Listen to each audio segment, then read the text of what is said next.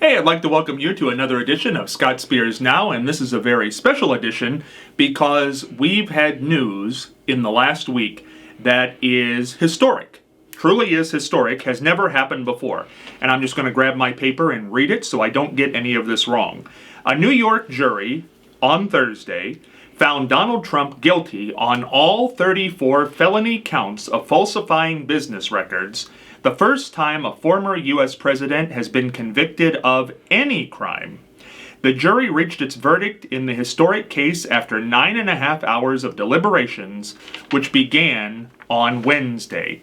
He'll be sentenced on July 11th, 4 days before the Republican National Convention. He faces penalties from a fine to 4 years in prison on each count, although it's expected he would be sentenced for the offenses concurrently, not consecutively. A lot to talk about here, and nobody better to talk about it with than somebody who's made a lot of history herself and been around presidents and in Washington, D.C., 40th Treasurer of the United States, Mary Ellen Withrow. Mary Ellen, this has been talked about. We've talked about the indictments, we've talked about the trials, and now the verdict. What did you make when you heard it? I was very surprised. Did you ever think he would be found guilty? I thought they would have a hung jury. I thought that's what would happen. At least one person would say not guilty. Yeah. When you heard that he was guilty, what popped in your mind? Well, I was very glad because he is guilty. All 34 counts. Was that surprising? I felt that the jury must have been very strong people. You know, his lawyers, it seemed, felt good about the case. The words that I heard were right before the verdict came in. They were kind of joking around and laughing in the courtroom. Didn't turn out that way. No, it didn't. It was interesting to watch. You know, the whole point behind this, the case, because it's gotten all wrapped up with the porn star and Stormy Daniels, essentially it was how he managed his books. Falsifying records is essentially what happened here. And so many people have said, if he wanted to pay her off, if he wanted to do this, if he would just have done it with his own money, there would have never been a problem. But he mixed it up with the government. Yeah. Yeah. Can you imagine why somebody would do that? Well, he did. Yeah. And now, due to that, he's become the first president or former president or candidate for president to be convicted of a felony. What does that do historically for the country to have a former president be a convicted felon?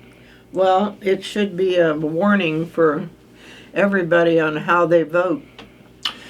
Do you think it will matter? I hope so.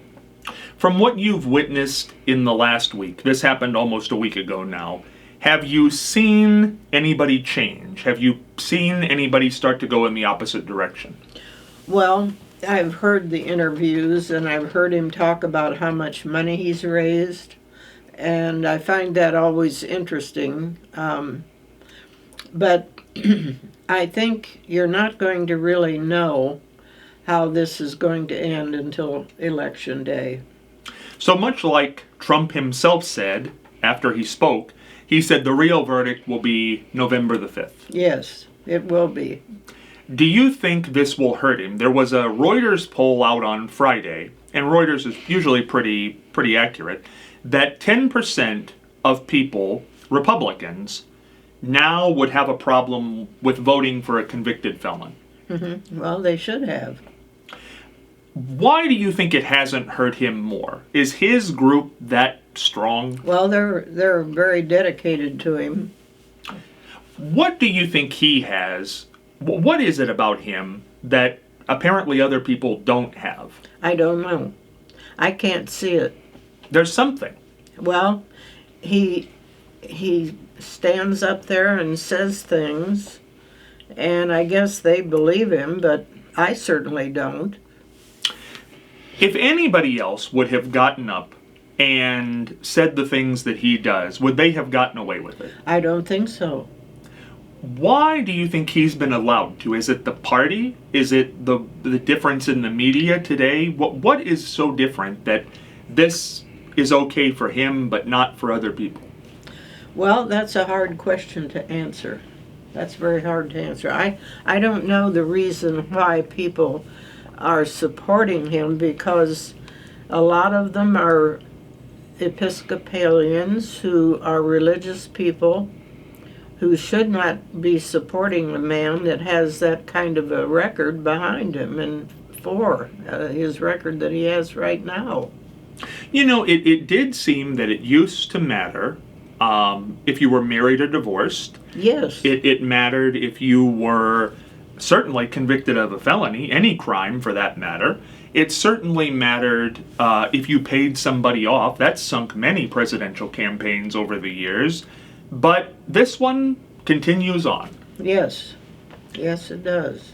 You know, history is such an important thing because we're in the middle of this right now. What will history say about this and this man because of this? First president ever convicted. Well, it's going to be interesting. I don't know what history will say, but I hope they print the truth. I'm sure they will. Most papers will. What did you make of the money that was raised? He said it was record-breaking. I don't know if it was, but he certainly did raise a lot of money. A lot of people started to donate. Well, do we know that for sure? Just what he says. I know. That's what I wondered. I don't know if it's always exactly the correct answer. You know what was interesting? There were people who I think people would consider moderates, like Marco Rubio in Florida, who was out there defending it, saying that this was the government out to get him. People who are not really considered radicals. What has happened to that group? Well, and then the background that he came from, coming from Cuba, and having put up with what he and his parents put up with. I mean, you can't understand why he would say what he does and do what he does. Prior to this conviction, I guess is what we have to call it now, Biden was behind in most polls. Why do you think here, 5-6 months out, it's still so close? Well, I don't know. It seems like we've got a problem with people thinking he's too old. And did you hear the news this morning that the Wall Street Journal had reported wrongly about what he did in an interview, how good he was in an interview with... No. I'm trying to remember who it was with. They said he wasn't good, and he was... it was Mike Johnson. He had said totally wrong what they had said in the Wall Street Journal, totally wrong what Mike Johnson had said about the interview, that he was right on top of everything, that he knew what he was doing, and he was sharp as could be. Is there any way at this point that Biden can shake this? Because that is what you hear. Yeah, I know. It's old and forgetful. Old and forgetful. Mm-hmm, That's all. Is there any way to get around this with months left to go? Well, he doesn't seem to be old and forgetful. I mean, he's doing his job. Do you think that this is just something that people have to say because their candidate is a convicted felon at this point? They probably don't know what to say. That's true. Is there any way for Biden at this point to appeal to those people who think that, the independents? Well, he's continually doing things and making announcements. He's working on the southern border, which is the big deal with everybody. And he's doing the things with Israel that he thinks should be done. He's right on top of what he's doing, you know. The policy with Ukraine changed last week. Yeah. And it's interesting because that is not nearly as covered as Trump's conviction or press conference the next day. People talk about it, but it doesn't get the attention. Probably not. Evidently not. Do you think Biden is a great president? Do you think he'll be considered a great president? Yes, I do. Right. What, if you were describing him to somebody who didn't know anything about his presidency, why has he been great? Well, because first of all, he's been in government all his life, and he knows everything from top to bottom, and he's got the right attitude about how to direct a country, and he's done the things that he should do and could do. I mean, he's tried to make everything better. He took over from Trump, which was a terrible situation, and with COVID and everything, and he's really addressed the things that need to be addressed, and if it didn't happen, it was because of Congress voting against him, but he's tried to keep things going much better than they were. What do you say to the people who use these things on him? Old, forgetful, sleepy, the things we hear. What would you say to those people who use those adjectives to describe him? Well, it's they do it because they're trying to cause him not to win is the reason they're doing it. So they shouldn't do that, but I don't know. It's something that, I have an age, and I think, well, that's pretty young, really. I don't think of him as being that old. Well, and you've met him. Yes. What would you say is a quality that he has when you meet him in person? Well, he's a terrific person. He's just the kind of person you'd want to be president. He's got a good attitude. He goes at things the right way, and that is so important as a president. For people who aren't really politically active, but they do vote, which is a lot of this country, who don't stay in tune to everything going on, who might be on the fence, why is Biden the better choice than Trump? That's a ridiculous question. Well, but there are people who are asking themselves that. Well, I don't know why. All they have to do is listen to everything every day. People, you would think, but you go to people and you say, who are you going to vote for? Who do you favor? Who would you vote for if the election is right now? And they will not give you an answer. Now, I know they don't want to say Trump because they'll say they don't like him. But they won't say Biden. They won't go in that direction. And as we get closer, that still remains the case. I thought, well, maybe after the indictment, or maybe after the conviction, that'll change. It's the same thing. They keep saying that. Well, some of it's the economy, and that's not his fault, I don't think. I think that's the business situation with the food and everything, the price of food, and I think it's coming down, isn't it? Yeah. In the end, do you think the third-party candidates will play any part in this? I hope not. We've got 3 of them at this point. Yeah, I hope not. Now, one of the things that's important about this was a lot of people thought of this as a nothing trial in the beginning. They thought of all the indictments that he's involved in, certainly the Georgia trial, find me so many more votes, the documents, classified documents, keeping those, that trial, the insurrection trial, which is the federal government, that this was the nothing, this was kind of to the side. He would come in and would have the best chance of winning this trial, and yet convicted on all 34 counts. Yeah. Did you think in the beginning it would turn out this way? No, I thought it'd be a hung jury, Yeah. But actually, this was serious because he was messing with government information, with records, and you just don't do that. I was very aware of that after being in government at that level.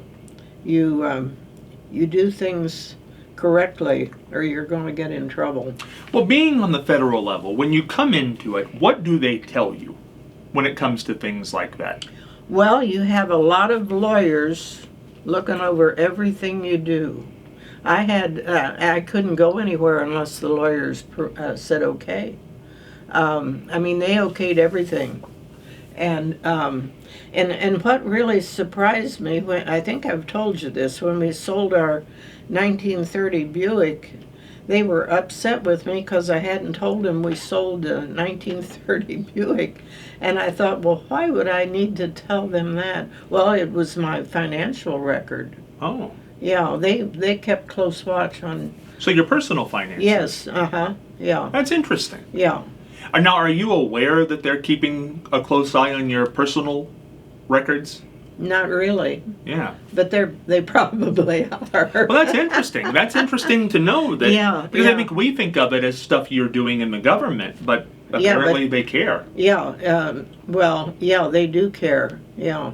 Now, the next big thing here, because we've never had this happen before, a former president, current candidate for president, will be sentenced on July 11th, about a month from now. Now, there's a lot of conversation about this. In the beginning, they said, well, there's not going to be any jail time because he's a first-time convicted, and these are minor felonies. But now a lot of people are saying that the district attorney is going to recommend a year, and that because of all these contempt of court charges, I think there were 10 of them, for breaking the gag order, that it's possible that they could sentence him to prison for a year. Do you think that's a possibility? Yeah. Did you hear how he talked bad about the district attorney? He did. I mean, why would you do that when you knew what was coming?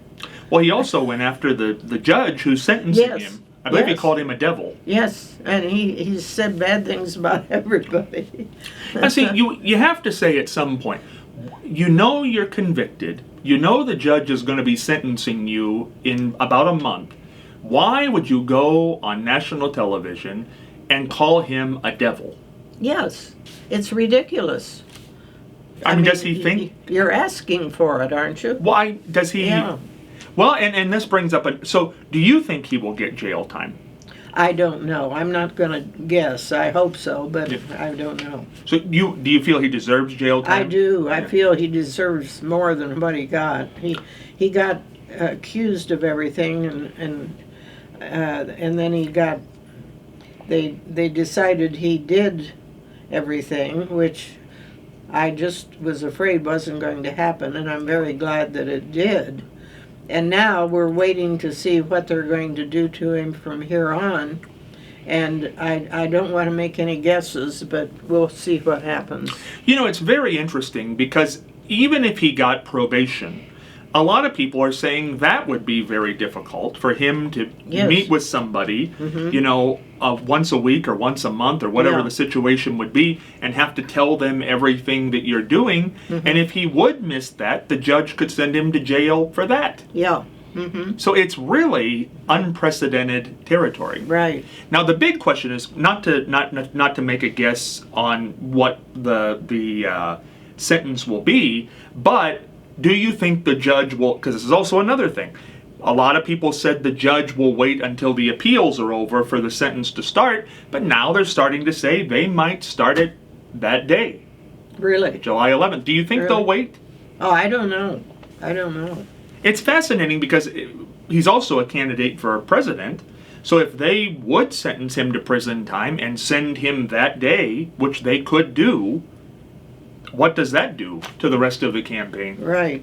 It's an unusual problem.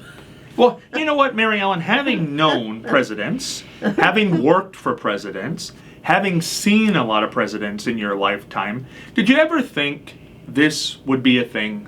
No. And evidently our forefathers didn't think this would ever happen either, because they didn't put anything in the Constitution that should take care of this. Well, you know, why is nobody dealing with that now? I don't know. I'd think they'd be doing something. Maybe they can't. I don't know. Well, you know, I think up until now, it's very interesting because we're almost 250 years old in this country. We've had 46 presidents and have never faced this type of a thing.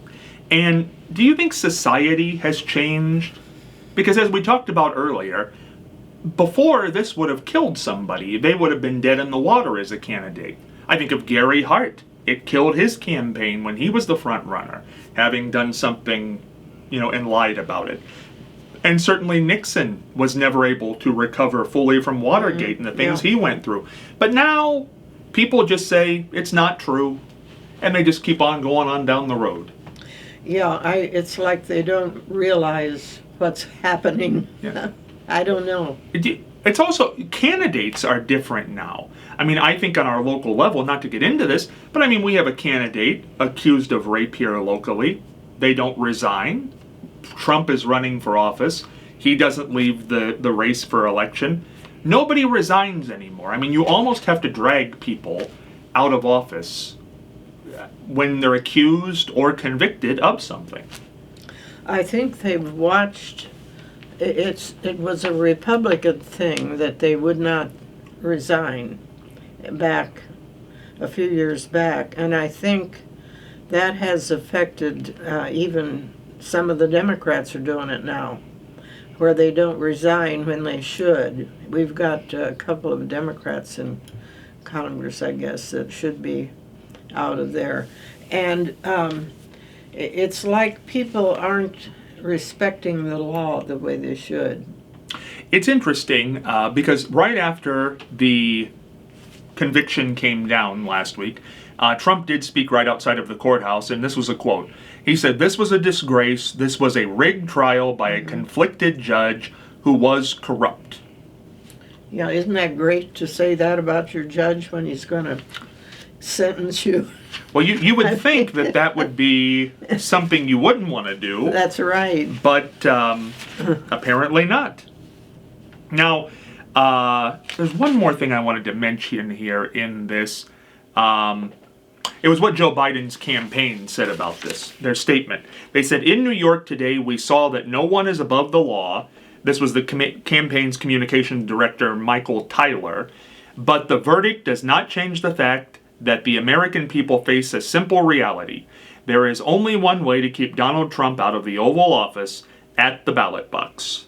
Mm-hmm. That was their response. Yeah. Now, do you think Biden, as this campaign goes on, should refer to this conviction? Sure. Do you think he will? I think he will. So far, we haven't heard much.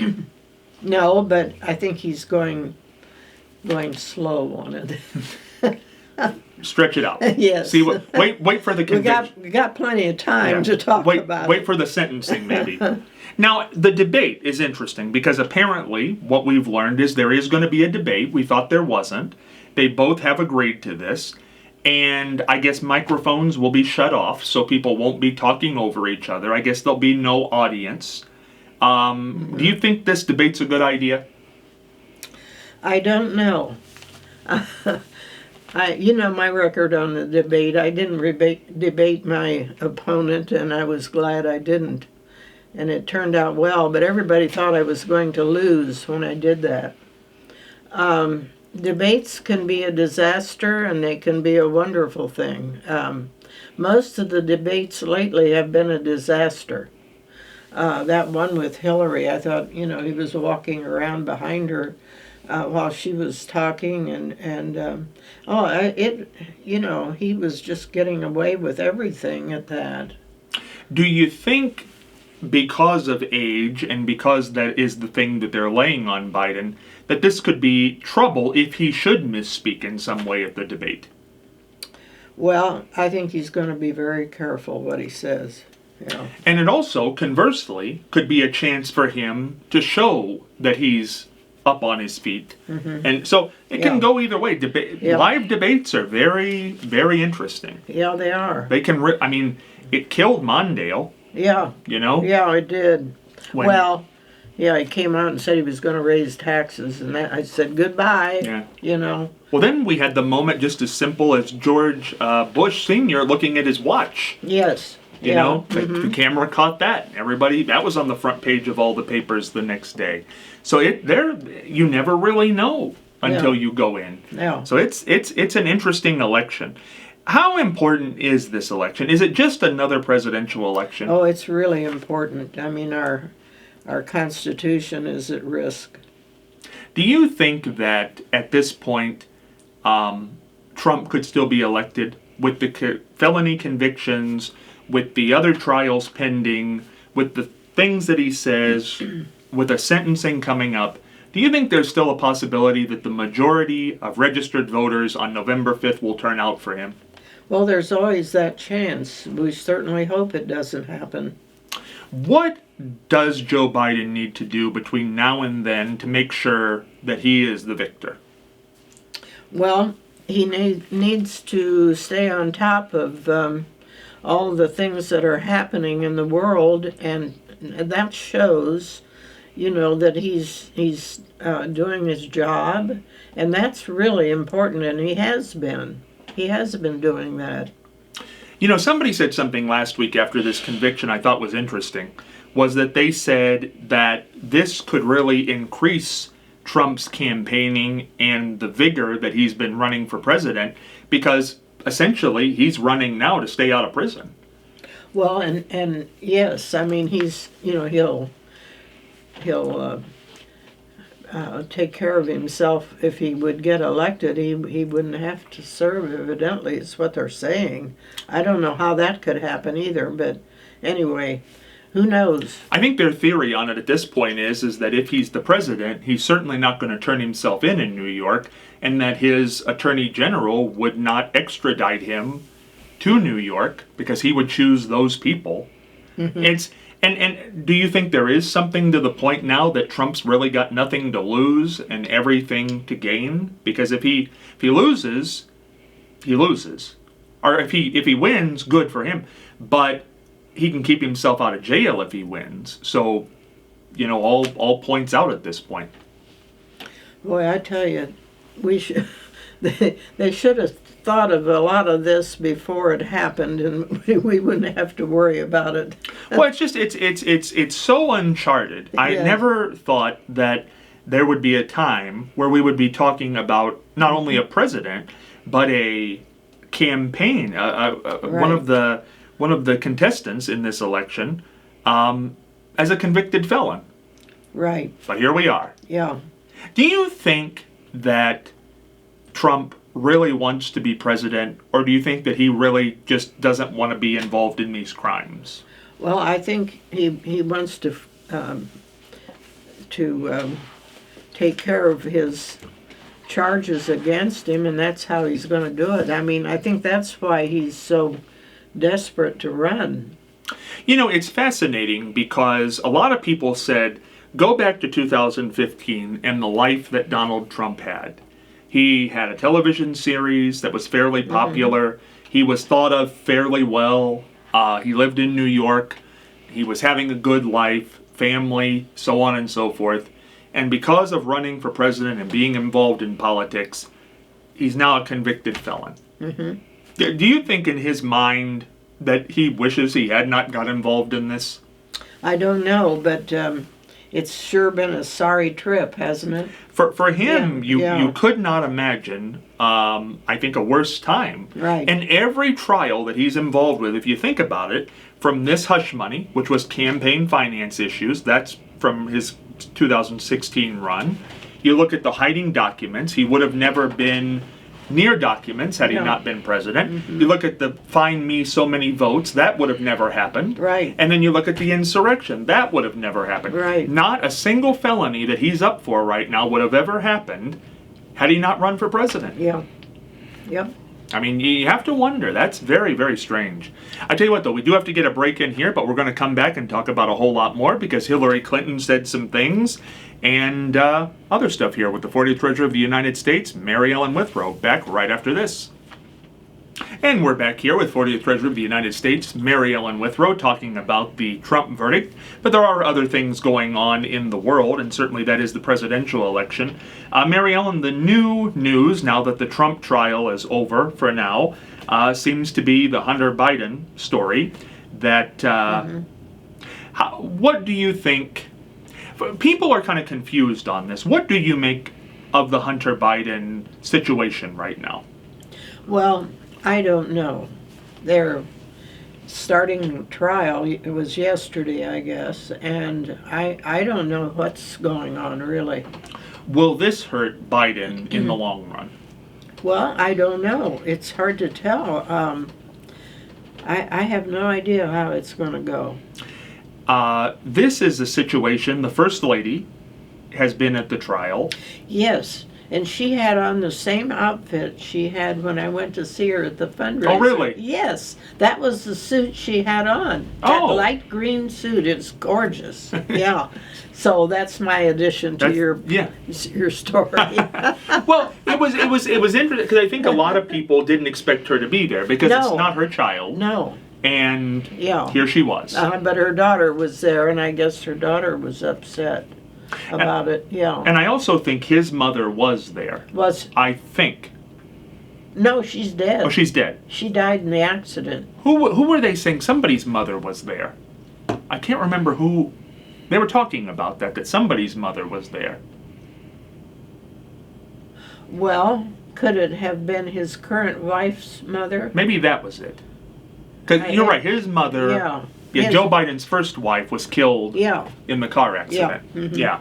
So this obviously will be news until the verdict. Oh, yeah. Yeah, it will be. And we don't know how that'll play out. But somebody who is back in the spotlight for a minute here, Hillary Clinton, former First Lady, has said she's issued a threat to the Democrats saying there could be a repeat of 2016. And she told the New York Times, most Americans did not realize and do not realize that we're in an existential struggle for the future of our country. They didn't realize it in 2016, and they don't realize it now. Do you think Hillary is right here on this one? Oh, yes. Yes, she is.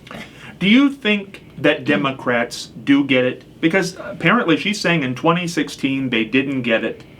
Do you think they've come around in the last 8 years? Well, I hope they have, because, you keep listening to things being said on television, and I'm wondering if people really realize how serious this is. Because it's almost gotten to the point now where it's just a normal election. And I think what Hillary is saying that, no, that's not what this is. No, it isn't. Yeah. Do you think Hillary Clinton has been able to repair her image at all in the last 8 years? No, I don't think she has. What is essentially the Hillary Clinton problem? Because it's even a problem here because she says that people don't pay attention. And it's been that way almost since the beginning of her national career. They didn't like her having an office near her husband's. They didn't like her involved in health care. They didn't like that she stayed with her husband during the Lewinsky thing. They didn't want her running for president when she ran against Obama. They didn't want her when she ran against Trump. What is the Hillary Clinton problem? She's a valedictorian of her class at Wellesley. She was a Secretary of State when bin Laden was captured. She was a senator from New York when 9/11 happened and with Schumer helped get funds for people and first responders. She was First Lady under one of the most successful presidencies, which certainly you know about, the Clinton administration. Why is this woman hated, even in her own party to some degree? I don't know. I've never understood it. But, and when she was Secretary of State, she was a very good Secretary of State, I thought. And so, why people didn't... But then you look at the crowds that were so upset after the election when Trump won. They were all Hillary Clinton supporters. They were there, but they weren't there evidently enough for the election. But there were enormous crowds all over the world after that. Remember that? I do, and what is fascinating to me is if you go down the first ladies of her time, Jill Biden, Melania Trump, Michelle Obama, Laura Bush, Barbara Bush. I mean, even though a lot of people love Michelle Obama, a lot of people loved Barbara Bush, nobody was more involved, and I think history will tell this, than Hillary in policies and being in her husband's ear and that sort of thing. But yet she is just like I said, in her own party, people don't like her. But could it be, and I think this might be it, think of the first ladies that were involved, like Eleanor Roosevelt and Rosalind Carter, and they were all criticized for being involved. Think about that. Do you think that's ultimately maybe her? That might have been it. I don't know. But she certainly knew what she was doing, and think how different the world would have been if she'd have been elected instead of him. And, Well, it's interesting because here we have this issue with Donald Trump. Now, nobody demonizes Melania Trump for staying with a man who clearly has had other relationships with women. But boy, Hillary Clinton has taken a beating over that for the last 25 years. Yeah, right. I don't know exactly what the difference is, except maybe she's more visible. Well, women can be very judgmental. Well, it's also interesting to me in the Democratic Party that they talk about the love that people have for Michelle Obama, but policy-wise and accomplishment-wise, she doesn't seem... If you would look at their resumes on a piece of paper, she's nowhere near Hillary Clinton. But she didn't get involved. She didn't get involved. That's the difference. That's the big difference. Yeah, I think it is. So do you think that a First Lady's role will ever change, that you can get involved? I don't know. We've changed our minds on so many things, but evidently haven't changed our mind on that. Well, it's very interesting because the First Ladies you mentioned were outwardly in their husband's ear, Eleanor and Rosalind and Hillary. But we've learned through books and history that Barbara Bush was very much in George Bush's ear. We learned that she was pro-choice when it came to abortion, but didn't come out and say it. Yeah. We learned that Nancy Reagan got Don Reagan fired. Yeah. I mean, that she was very much involved in her husband's presidency, but not outwardly. We never knew it while they were president. She also had psychics. She did have psychics. She did. It was a famous psychic, too. Joan Quigley came to the White House. But that got out. They couldn't keep a lid on that one. That got out that Nancy Reagan had psychics to the White House. Well, it's an interesting study. I don't know. We ought to just try to find out why people didn't vote for Hillary. Remember the guys at Caledonia said she was a Karen? Yes. I had never heard that term. But during the Christmas time, we heard that. I know, yeah. What a thing to be talking about at Christmas. Right. They still, she's not running for anything. No. She's not going to run for anything. People still talk about her with disdain. And it's strange to me. I'm not really sure what that is about her. But, Bill was right behind her when she was saying that. Did you remember? Oh, yeah. And he was smiling. He was really approving of what she was saying. Yeah. I just was watching him, and he really was all for what she was saying. What I've never been able to figure out is people have said, and he had to be, that Bill Clinton was one of the best campaigners there ever was. He beat George H.W. Bush was a sitting president who, after the Gulf War, had a 90% approval rating in this country. A lot of people didn't run in 92 because they thought he was unbeatable. Cuomo, they thought, was going to be the Democrat. He wouldn't even run because he thought Bush was so unbeatable.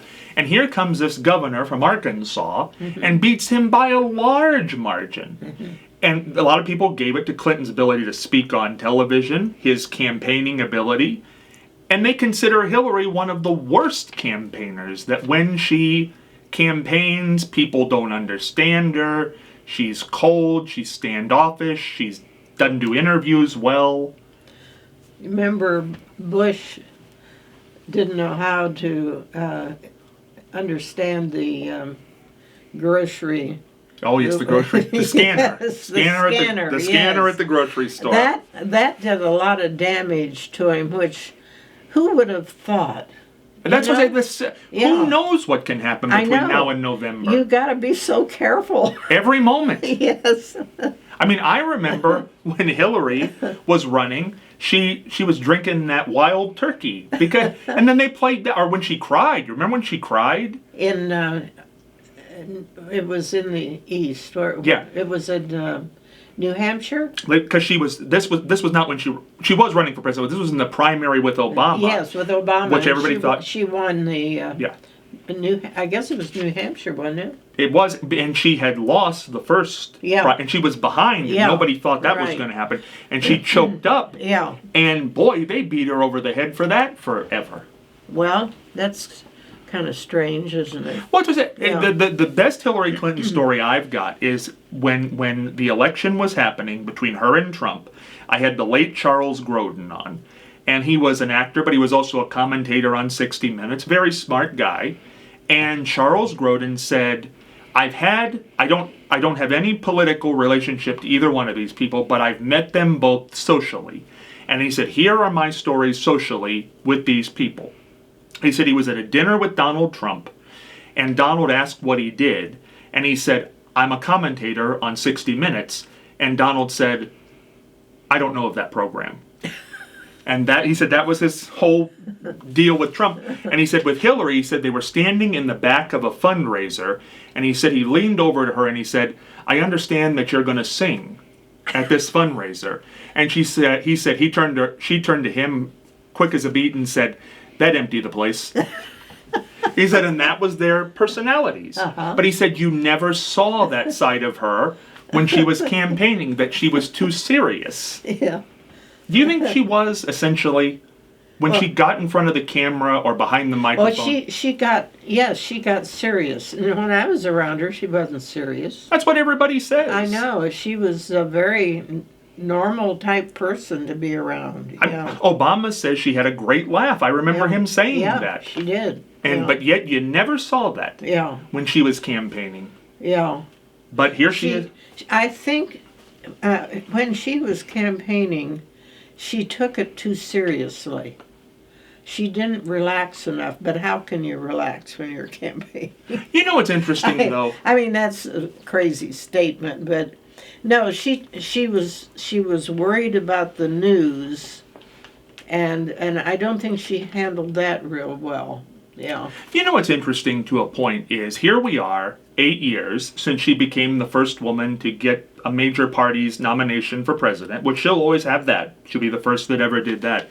But even though we've had women run in the primaries, the Nikki Haleys and people of that nature, nobody has ever really been taken as seriously as she was. Yeah, that's right. So that says something, I guess. Maybe that's it. Yeah. Maybe she was too serious. Maybe it was.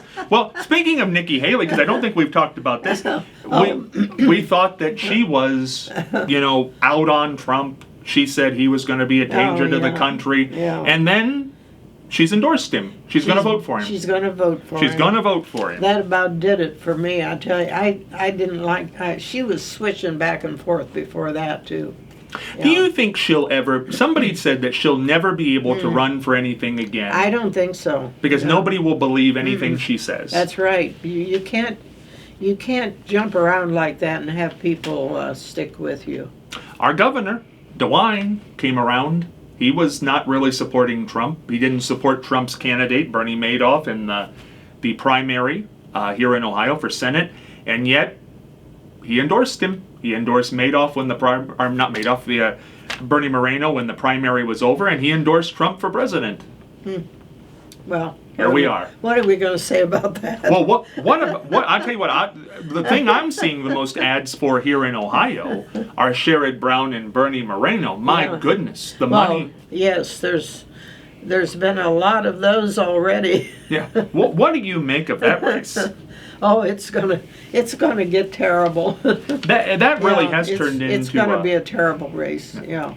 Now, I want to talk about some fun things here in town, all this serious things we've been talking about. Recently, the Women's Club rededicated their porch. Yes. You spoke at that event. Mm-hmm. Oh, what was that event like? Oh, it was nice. We were very happy to have that finished and taken care of. The porch looks great. And I said I was 12 years old the first time I walked on that porch. Ah, Yeah.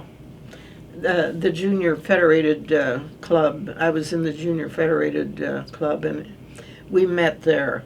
And that's how I first started going to the women's club home. And then I was very active in the Junior Federated Women's Club, and after I was married, and we went to that, and then I took art lessons from Jean Wells up on the third floor for 11 years. And so I had a lot of activity at the club, and it was a great place to go and see your friends. you know what was interesting? I saw the pictures online, and I also saw the picture in the paper of everybody who was there.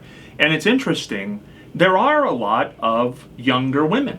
Yes, That's nice. there are. Yes, that's what you want. You want younger people and older people too coming in. But yes, it's been remarkable, and it all happened with Cheryl Herr. When she became president, from then on, it's just been going like dynamite. What is the goal of the women's club today? Does it have a different feel or No, purpose than it did? no, it's the same. It's trying to get women interested in everything, and that was the purpose in the beginning. It was remarkable what they did back in 1918, and in that era there was people on a school board back then, women on a school board. They weren't elected. They would have had to have been appointed, I think. I don't know. I can't state that. But anyway, that's in the records that they were on this school board. And it was amazing to me. And then they had lots of activity with the black community, and nursing. Their history is tremendous. I know they've kept very good records. Yes, Linda, my daughter, has read a lot of the records. She likes doing that, and she did a lot of reading in their records and has told me about things that they had done that I just thought it was amazing. And speaking of prominent women in Marion, I was so happy to see this. Norma Jacob, who is now 101 and living at Kingston, got this from her son, Dean, last Friday, that she and her sisters have set a Guinness record. Yes. This is great. Yes. I love this. And I'm going to read just a little bit of it here. 570 years, 43 days is a long time, and that is the new Guinness Book of World Record held by Norma and her 5 sisters, combined age of 6 living siblings, I think is the Guinness record. Yes. That is something. It is. They came to see me in Washington, all of them, and they're remarkable, a remarkable family. Norma is so remarkable, and she's quite a gal. 101, Yeah. and then I think the youngest sister is 88. Yeah. I mean, it's really astounding that the ages here. I believe Norma's 101. Number 2, Lorraine is 98. Maxine's 97. Margaret and Alma, I believe, are 93. Doris is 93. I mean, my goodness. Yeah. Yeah. Dean Jacobs told me that he said, we're trying to get into the Guinness Book of Records like you did. Yeah, yeah. And they got there. They got there. Yeah. And for what, I mean, when we look at age, we talked about age a lot this episode with running for president. Does this have to, when we look at this, I think you would have to say genes must play a part, who your parents are. For Yes. these 6 siblings, all still to be alive, Right. 88 to 101. And they had a brother, but he didn't die of a disease. He had a bicycle accident. And when he was 81, killed. Yeah. Killed. So he could have still been alive if that hadn't happened, maybe, you know. You know, Norma was and is a very funny woman, and she was one of the first women ever on city council. Yes. Yeah. Yeah. In the 1950s. Yes, and she was still going door to door just a few years ago. Yeah. When she was like, I swear, 98, she was still going door to door. Yeah. Yeah. I mean, she was out, I think, until the last couple of years, still doing her garden. Yes. Yeah. Yes, and she told me neighbors had chickens, I guess it was, and they, or some, oh no, it was dogs. And there was a fence, and they evidently bumped her leg and did some damage to her leg. And yeah, and that was, she was, I swear, 98 or 99 at that point. 98 probably, yeah. You know, one of my favorite memories of Norma, and I thought about it when this news came out, when she was on city council, I was interviewing her one time, and I said, what is one of the most memorable things you did, you know, in the 50s on city council? And she said the name George Albert came up. And we all remember George Albert because of the great philanthropy that he had, and Yeah. certainly his name's out there at OSU on a lot of things, and he was a great philanthropist. But apparently he was running a factory that some kind of smog or things was coming and getting on people's houses. And Norma was in that neighborhood, and she took the phone calls about that. And so I guess they went and picketed, I think, is pretty much to get George to buy this piece that would stop sending that stuff onto people's, you know, houses. And I guess it ended up costing him back in those days something like $65,000. And then Norma got involved in the bowling alley, and she would see George Albert there a lot. And she said George always would come up to her and say, Norma, you cost me $65,000. And she said she would say to him, that's pocket change to you, George, just pocket change. Yeah. And I thought, that's Norma. Yeah, that's right. You know, it's those to me are things and people who were bedrocks in this community. Oh, yes, yeah. And then we had recently, we should mention, who was a good friend of Norma's. As a matter of fact, they were neighbors. Mary Ann Michaels passed were they away. neighbors? They were neighbors. They were good Barb friends. Bradley was her neighbor too, and yeah. Yeah, Mary Ann passed away at 88, but lived a good life. Mm-hmm. And I was here. Her son came in from out of state when she passed away, and you know she was really, I think, one of the great broadcasters in this area. You know, having worked with Mary Ann, she was very sharp. Mm-hmm. And I always said about Mary Ann, when she walked in a room, if you didn't know who she was, you knew she was somebody. Mm-hmm. She had a presence. Yeah.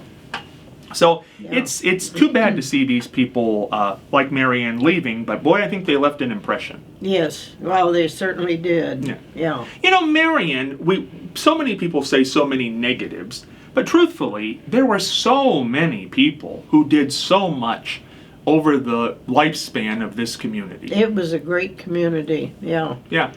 Yeah. There was a lot of famous people here industrial people. Do you see the next generation keeping up with that? No, probably not industrial. It might be in some other phase of something. I mean, it could be banking, or it could be anything. Now, Marion has changed so much, and we're not the only ones. I mean, the whole state of Ohio, and probably other states too, but you know, Cleveland and Columbus and Cincinnati and Dayton and Toledo, all of the big cities have lost industry, and that's really changed our whole operation here. You know, it was always interesting to me when I first started in the media.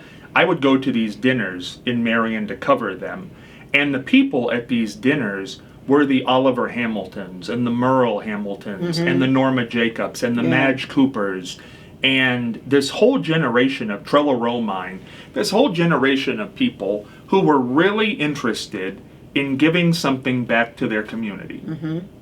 And that really, I think, is something very, very important for people here to do. Yeah. And we should not forget these people as time goes on. That's right. Well, the Hall of Fame and the Historical Societies, I think, got most of them. I think it does. Thank goodness we remember them that way. And we talked a lot about history and the presidential run and what's going on with Trump. What do you think? How important is history, and do we pay as much attention as we should? Well, history is so important. I love history, and I think that people appreciate it too. I mean, I think they're realizing that. I've got to tell you, I saw somebody when we went to the meeting the other night at the City Hall. Some man told me that his 7th grade son was so excited about our visit to the school, and he said, I've never seen him that excited. And he said it was so great that he thought that much. So we have done our history too with that. I think it's opened up history. Well, it's very interesting, and we've talked about it, but the truth of the matter is the fallout from that, because I've heard the same thing. Mm-hmm. The kids who were there, now this is, because we went to high schools, these were kids between 14 and 18, and they were into this, and I've heard so much positive feedback from parents and kids, and it's not that I wouldn't have thought it, but it's been almost overwhelming, which is great, in the last 2 months. That's right. I never would have thought either. I mean, I was thinking about if I was a person sitting in the audience listening to this, I was wondering what I would think, And I think it's so important that we did that, and it was all your idea. Well, I think, honestly, there were a lot of things, and I was thinking about them at the time, that, we don't celebrate milestones, and that was 30 years. And I think also people now are able to Google names and events. So when they know something's happening, they can look it up almost immediately. Yeah. And when they see that, and then they juxtapose that with what's going on up there, I think there's something to them. I think that's right, because after I had spoken at something, all the kids looked it up, Googled it. Yes. And everything was there. Yeah. Well, and I've always said, and I've told this story before, but it bears repeating anytime it can be told, that when we went to River Valley, it was a girl who'd worked at the Jersey. Mm-hmm. And she came up to me, and this girl, 16, maybe 15, and she said she knew that you were coming the next day, and had went through all the money that night before at the Jersey to find a dollar bill with your name on it so she could get it autographed. And I thought, for a 16-year-old kid, that's great. And it was surprising. She found one. She did find one. She did find one. And I thought, this is great. And what? Something, we were overwhelmed by the autographs that day, but the number of people who were there and wanted one. Yeah. That says something. Yes, it does. It certainly does. Yeah. In the end result, Mary Ellen, here we are in 2024. Where does this election go over the next 5 months? Is it going to get ugly? Yes, I'm afraid so. Yeah. They get ugly, and we'll have to put up with it. Does the conviction, which is basically what we've talked about today, does it ultimately hurt Trump, or do people forget about it by the time November 5th comes? Oh, I don't think they'll forget about this. He's a felon. When somebody's a felon, you don't forget. Yeah. And it's going to be an interesting 5 months, that's for sure. It's always fun to discuss things with Mary Ellen. It's always interesting because there's always so much to cover and get an historical perspective, but also a current perspective on what's going on. Mary Ellen, thanks so much for coming on. Oh, you're welcome. 40th Treasurer of the United States, Mary Ellen Withrow, discussing all things going on nationally and locally. Scott Spears heading for the dugout.